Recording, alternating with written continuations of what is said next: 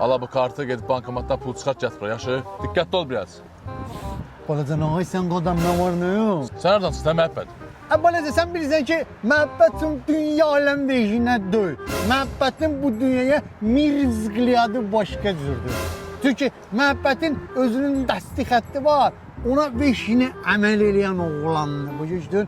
Ona görə də muhabbetin bu günlər 20 manat müjdası var. 10 dənə abispetisi eləyən oğlan lazım. Mənlə Nurcayla danışma. Mən sənə verəcək pulum yoxdur, eşitdin? Ged işlə məşğul ol. Yoxdur. Yox. Beləcə xahiş edirəm, nə olur, mən bir yavrum uşaqlarla yığışmışım, bir çay zətsəri. Nalaman yerimdə də deyil. Xahiş edirəm. Hadi yaxşı, gözün şorbası taxıtma. Haydi. Ged yaxından uşağa 20 manat götür oradan. Deyirəm indi, davay. Ana. Hə, tez ver. Qaqaşım, gönə deyirəm. Baləcə dedi ki, o paşkanın içindən mənə 20'lik çatacaqdı. Qoy bir soruşun. Soruş. Ver. Ver. Ha gördün deyir, deyir nə qədər 20'lik var paşkanın içində 3 dənə deyir, baxım. Hə, su. 140 midir. 140 niyə? Be 60 manata mı? Verdim məhəbbətə. 60 ne verirsən Bir məhəbbətə? paçkanın içində qədər 20'lik var, hamısı verdim midir? Kimdə də? Məhəbbət. Əlinlə göstərdi, baxmır. Məhəbbət.